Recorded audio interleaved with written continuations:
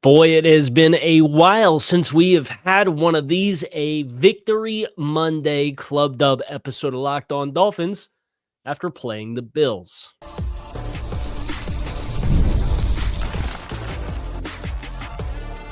You are Locked On Dolphins, your daily Miami Dolphins podcast, part of the Locked On Podcast Network, your team every day. All right, Miami, welcome to another episode of Locked On Dolphins. It is your team every day here on the Locked On Network. I'm your host, Kyle Krabs, a lifelong Miami Dolphins fan, host of Locked On Dolphins, co-host of Locked On NFL Scouting, author of Touchdown Miami on Substack, NFL staff writer for A to Z Sports. I want to give a special welcome and shout out to our everydayers because it is your team every day here on the Locked On Network. We don't just say it, we live it. Now the number one sports podcast network. So thank you to our everydayers who do tune in on a daily basis. Today's episode of Locked On Dolphins is brought to you by FanDuel. Right now, new customers can bet just $5. And if your bet wins, you get $300 in bonus bets to use across the app.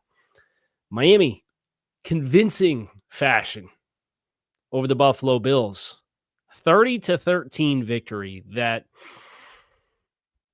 doesn't change anything, but it can change some things, right?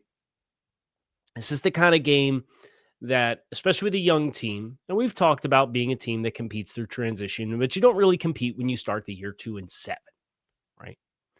So general manager gets dismissed. You're having some big picture conversations about the direction of the football operation. Everybody is in evaluation mode. Everybody is performing as though they are being evaluated for their longevity as a member of the Miami Dolphins organization. And boy, oh boy, if this was the kind of response to a renewed sense of urgency that we were going to facilitate as a football team, I'd have wished we'd dismissed Chris Grier a whole lot sooner. Because this team came out and they did a number of things, despite the game starting very much in the way that Dolphins games against the Bills usually start, which is as a train wreck and a turnover. They did a number of things that were very uncharacteristic of Miami against the Bills. And I will give credit where credit is due. First and foremost, it would have been very easy to come out here and act with a sense of urgency and coach with a sense of urgency and play with a sense of urgency in a bad way, to feel frantic and overextend yourself and get reckless or short-sighted or too high risk. And the Dolphins did not. And the Dolphins, they come out, they throw the football down the field for a couple of turnovers in this game. But Tua Tagovailoa says after the game, Mike McDaniel told me, if you get those shots with Jalen Waddle, throw them, right? And I think you can contrast that to the first time that Miami played Buffalo in Buffalo this year. Tua kind of came out and everything was behind the line of scrimmage and we were overly conservative.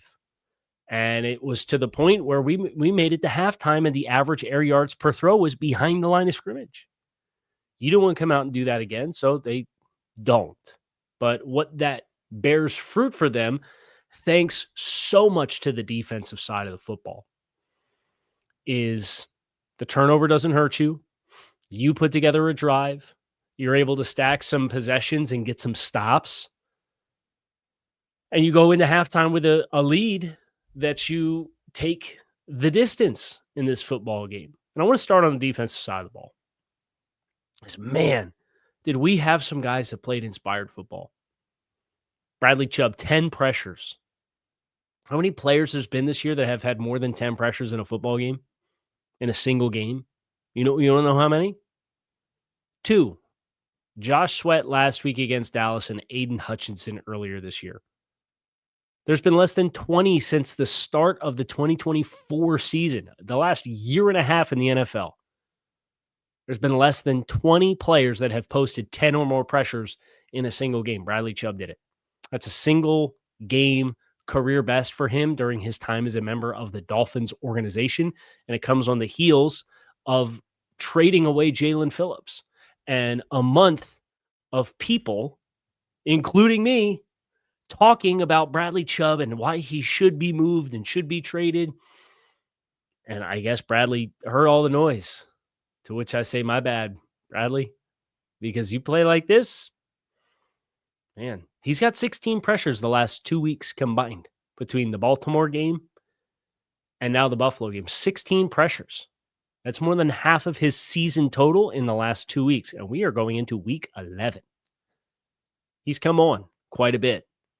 And you want to see that continue, right? And that doesn't change the status of the contract and the risk and the age and the cash budget that Miami has to work out as they hit reset, and the questionable nature of Bradley Chubb as a long-term answer for the organization. None of that changes. But man, it changes the decision-making process and the factors that you're looking at when a guy comes out and plays like this, especially if he plays like this weekly. Now, I don't expect 10 pressures every week, but if we're getting 5, 6, 7 pressures every single week the rest of the season, you're going to have a very productive year, and you're going to have earned the incentives that you have on the line. I thought Jordan Brooks was outstanding. Pretty much par for the course for Jordan Brooks. I thought Minkah Fitzpatrick was outstanding. I thought JuJu Brents, the corner who steps in, the young guy that they got off of waivers after roster cutdowns and 53-man roster cutdowns in August, I thought he was very good. Played over 50 snaps in this game. Was involved. Had some good tackles in space. Was it perfect? No. But, man, he played in phase and influenced the contact window and used his length well. And the way that they got after Josh Allen for the vast majority of this game was they were disciplined with the rush and not reckless to allow him to get outside the pocket and stress you vertically and horizontally at the same time. Now, Josh put his Superman cape on, which he does from time to time, and he ran around there a few times and made some crazy plays happen because that's what Josh Allen does. He had an excellent throw to Dalton Kincaid on a crosser that went right by the ear hole of Jordan Brooks. Guys make plays, right? But the Dolphins, they didn't really blitz him. They only blitzed on 22% of dropbacks in this game. That's about half of what their blitz rate was at one point this season. So they didn't blitz. They tackled well. They forced Josh to hang on to the ball inside the pocket. He has one of the longer time to throws that he's had all season. And this new look, young group of DBs, Jason Marshall plays outside. JuJu Brents. There's no Rasul Douglas. Dante Trader plays like 80 snaps in this game. 13 points. Bunch of opportunistic turnovers for Miami, attacking the football. Ifitu Melifonwu on a target that was actually going to the wrap in behind him. But because the Dolphins forced Josh in a muddy pocket to kind of have to throw, as the route that he was targeting behind Ifitu was uncovering, it kind of took the path and trajectory of the ball directly to Melifonwu. He makes a play on an interception in the end zone. Minkah Fitzpatrick with the tackle on the two-point attempt. Some outstanding individual plays, but also the team effort. I thought Matthew Judon playing and setting the edge played as good as he's played all year. You got the young guys going with Zeke Biggers, with Jordan Phillips and Kenneth Grant. I thought Jordan Phillips was a monster at the point of attack, taking double teams off duo and inside zone and anchoring and then making tackles at the line of scrimmage. There's so much good out of this game, and you didn't have Rasul Douglas, and you didn't have Chop Robinson, right? And you don't have Kader Kohu, who you haven't had all year, and you don't have Jalen Phillips, who you traded at the trade deadline for a top 100 pick. And you get this kind of effort? Props to Anthony Weaver, man. All I'll say is this. Since the start of week 3, so not including Miami's games against New England and Indianapolis the first 2 weeks of the season, the Dolphins are 12th in defensive EPA for the season, starting at week 3, the first Buffalo game. They're 6th in EPA in run defense, rush defense EPA. They're 6th in the NFL, and that includes Rico Dowdle going for like 250 yards against you.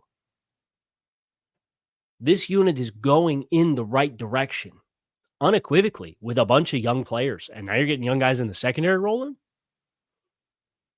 I'm not saying it takes all the problems away. I'm not saying it takes all the questions away.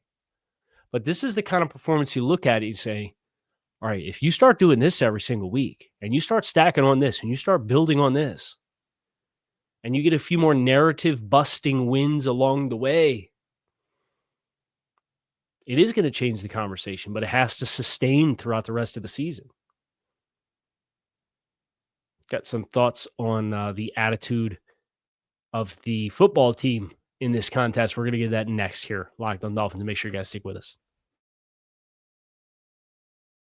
Today's show is brought to you by our friends over there at Peloton. Look, folks, it's time to break through the busiest time of the year with a brand new Peloton cross-training Tread Plus that's powered by Peloton IQ. It's Peloton's most elevated technology and equipment yet that gives you real-time guidance, and it gives you endless ways to move, whether you want to work out by yourself or if you want to work out with your favorite instructor, like my personal favorite, Alex Toussaint. He always gets me fired up to tackle the day. And the thing I like about Peloton, it helps me achieve more in less times. They have features that help you plan, stay motivated, track your progress, and Peloton IQ also provides personalized workout plans and recommendations. That's something that I use right now during the busiest time of the year covering the NFL. They plan my workouts for me based on my mood, my vibe, and also my favorite instructors. So make sure you check it out and use it because it also helps you correct your form in real time, and it maximizes your reps. It counts your reps so that you can do it smarter, safer, and more efficient. Let yourself run, lift, flex, push, and go. Explore the new Peloton cross-training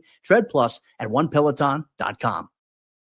If you're a business owner, here's the truth. SaaS promised to make work easier, but now the average company is buried by hundreds of apps that slow down your teams and simply don't work together. That's not SaaS. That's sad. Software as a disservice, and that's why you need Rippling. Rippling is the unified platform for global HR, payroll, IT, and finance all in one place.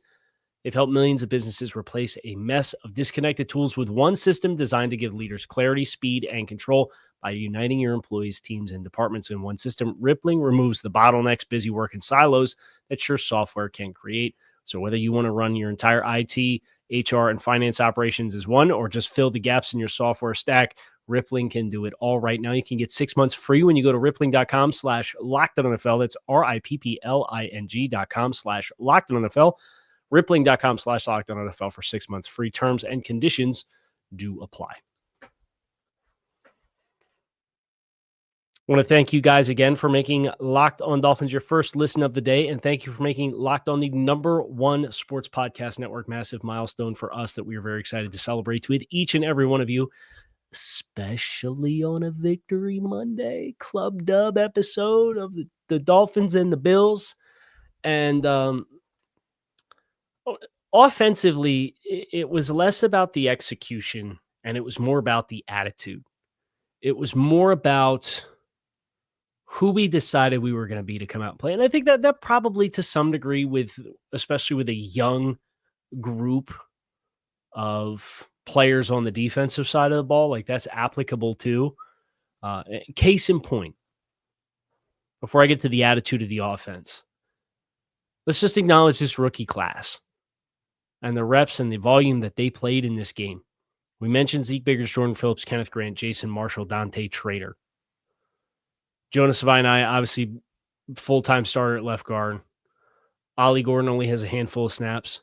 But you take offense, defense, and special teams, and you combine it all together, the rookies had 237 snaps against the Bills. 237 snaps. You then include 2 second-year players in Taj Washington and Hayden Rusi, who did not play in NFL games as rookies, who are in their first season of playing. You are over 275 cumulative snaps against the Bills. That is the most important nucleus of roster that exists for this football team. Because these are the guys that for the next 3-4 years, you want them. They are here. They are under contract. It is cost-controlled players because they're on a rookie contract as long-term players. It's a massive collection of players for guys like Trader and Marshall and Phillips and Grant and Savaitanaya. Right? That's no small thing. But that attitude of those young guys and the moment not being too big against them, I want to go to the attitude on the offensive side of the ball and your offensive play caller and doing the thing that I've asked the Dolphins to do playing the Buffalo Bills for the last 3 years now, which is run the damn football. And guess what they did? 32 rush attempts, 197 yards on 32 attempts. It is over 6 yards per carry. I want to put that into context. Since Mike McDaniel has come to the Dolphins and become the head coach in 2022, the 32 rush attempts is the 10th highest that any opponent has posted against the Bills over that period of time, 3.5 seasons. And I understand that is game script dependent.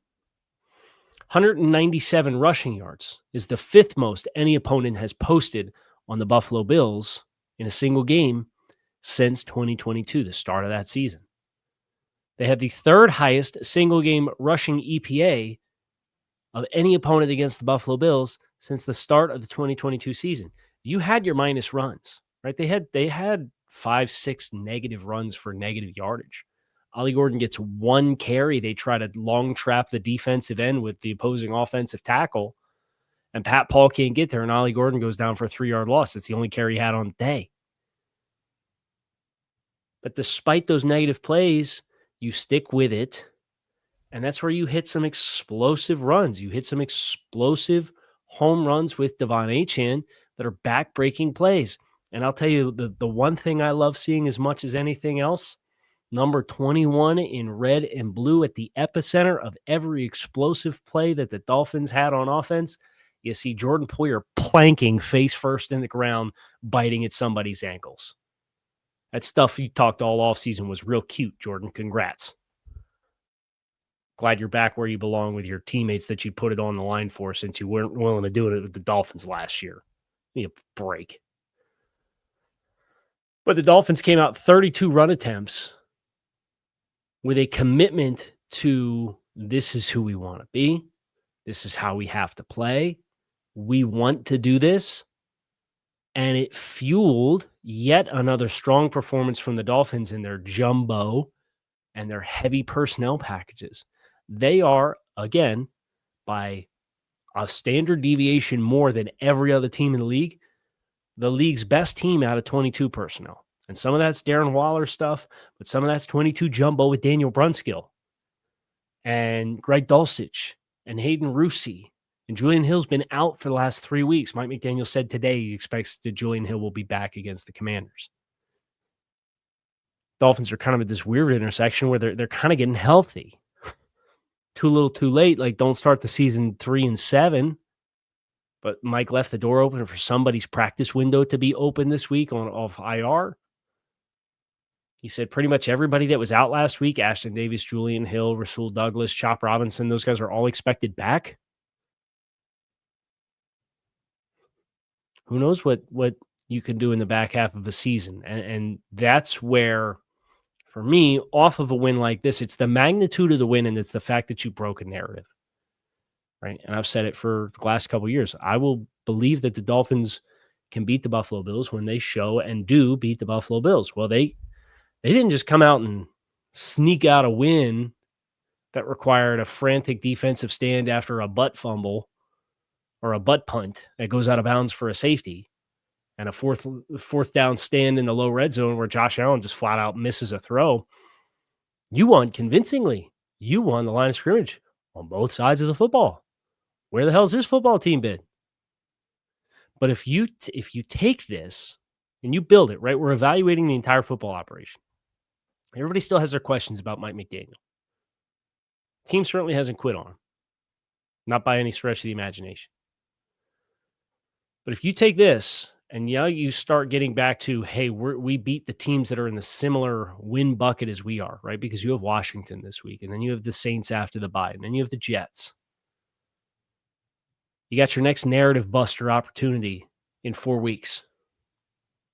Because you're going to go up north to play an AFC North team on the road in December in a primetime game at night. We know the Dolphins can't win on the road. I'm not talking about the Browns either, like week 17 last year, led by Dorian Thompson-Robinson, couldn't complete a forward pass. Not talking about that kind of game. Pittsburgh Steelers, week 15. You got Monday Night Football opportunity, right? It's a primetime showcase. That's a game. You take the momentum from this and you stack it into the next 3 weeks worth of opponents, and then you go on the road in a primetime game in December to Pittsburgh and beat the Steelers. And the Steelers are a team with their flaws. Don't get me wrong. I mean, they just got smoked by the Chargers last night on Sunday Night Football. But you want to talk about narrative busters. If you're going to run and you beat multiple teams that address multiple narratives, that's where I think the narrative can change. That's where I think the conversation can change. We're still in evaluation mode right now, but that doesn't mean a win against Buffalo is any less sweet, especially because it's been a while since we had a chance to celebrate one of these. So we'll enjoy it. I'm going to enjoy it this week. I've already dug into some of the tape, and I've enjoyed it. I've enjoyed watching Bradley Chubb get after Dion Dawkins, who's been a thorn in Miami's side for forever. I enjoy watching guys jump on Josh Allen's back. I enjoy watching JuJu Brents get real physical with guys in coverage. I enjoy watching this offensive line get after Buffalo up front. I enjoy watching Jordan Poyer bite at people's ankles trying to make tackles and failing miserably in doing so. I enjoyed it.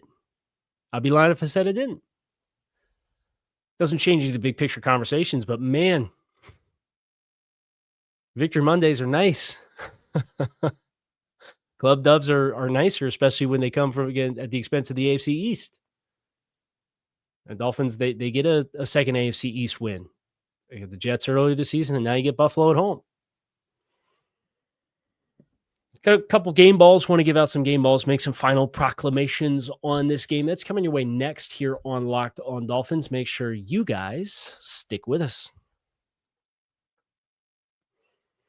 The NBA is back. There's no better place to get in on all of the action than FanDuel, the official sports betting partner of the NBA. Even if you missed the start of the game or if you want to ride a hot hand, FanDuel has live bets on everything from who will score next to fourth quarter comebacks. Plus, you can even combine your bets into a same-game parlay for a shot at bigger payouts. It keeps every game exciting, especially when your team is making that late push. Right now, FanDuel is giving new customers $300 in bonus bets to use across the app when your first $5 bet wins.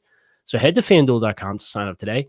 Play your game with FanDuel, the official sports betting partner of the NBA. If you're a Dolphins fan like me, you've probably experienced this one or two times going to the Rock. You drop more than $100 on parking at Hard Rock Stadium, battle the traffic getting in, and sit in your car for an hour and bumper to bumper trying to leave after the game is over. What if I told you there was a better way? I found a new app that I think could help you out. Dibs is a platform that connects you with verified homeowners and businesses near the stadium who rent out their driveways and lots on game day. We are targeting spots as low as $25. That's up to 80% cheaper than stadium parking. And you'll get in and out way faster. Every host is verified and rated, so you know exactly what you're getting. Dibs is available for games and events at Hard Rock Stadium. Is expanding across Florida, so call Dibs on your spot today. Use code LOCKEDON20 for 20% off your first booking.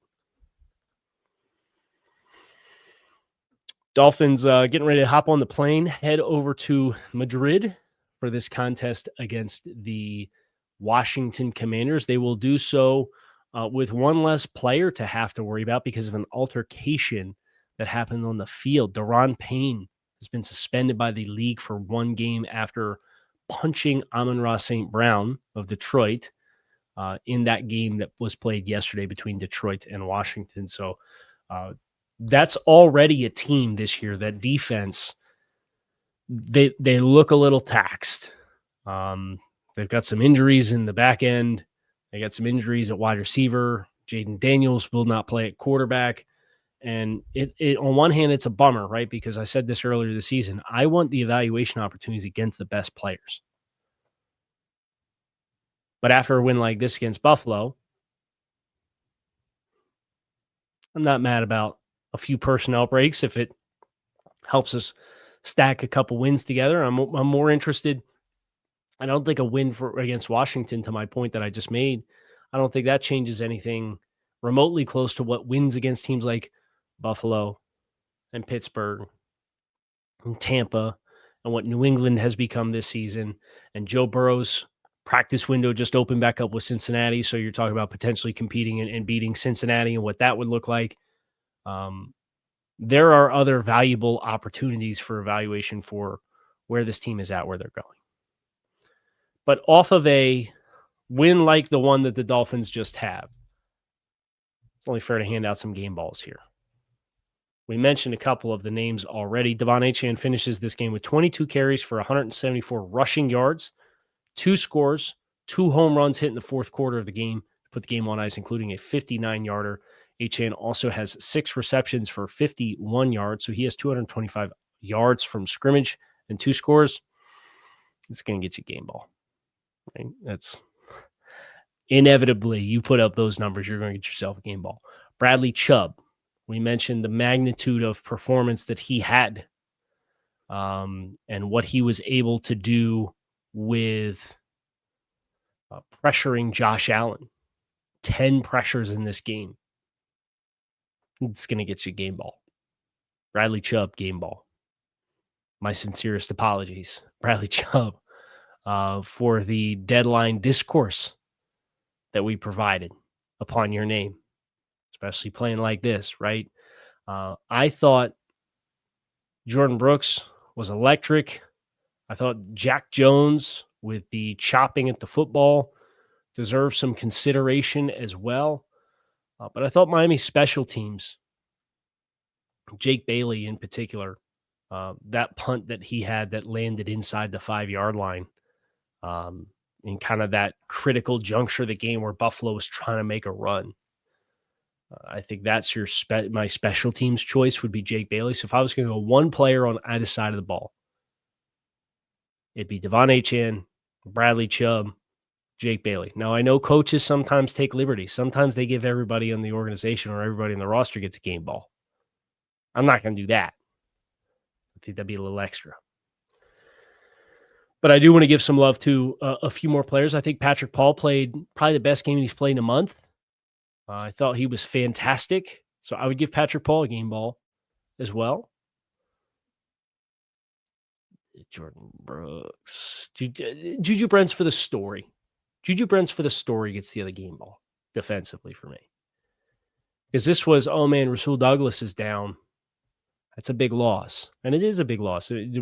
Rasul's been a player who's been one of the more consistent veteran performers on the defensive depth chart this year.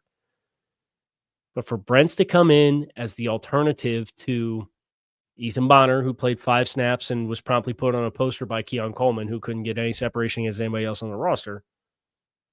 For Brents to come in to play the way that he did, making a few tackles that forced punts, making a few plays on the football, that stands out to me in a big way. So he will get my other game ball on the defensive side of the ball as we put the Club Dub episode here of Locked On Dolphins on ice. Enjoy yourselves. Club Dub stays right now are a little sparing. We don't get a whole bunch of them, so we want to make them count when we get them. Drinks are in the back. Put your feet up. Get yourself cozy. Enjoy your stay this week here at Club Dub. And the Dolphins will attempt to make it a repeat stay this week upcoming against the Washington Commanders in an early game. It will kick early at 9:30 Eastern time, so we will have the game out of the way early, which will be nice, especially if it comes with a win. Our evaluation work continues, but evaluations and adjustments are always more fun when they come with a win, especially so against Buffalo. That's going to do it for us here today on Locked On Dolphins. It is your team every day. Appreciate you guys as always for checking the show. Make it a great rest of your day. Go Fins, and I'll talk to you all again tomorrow.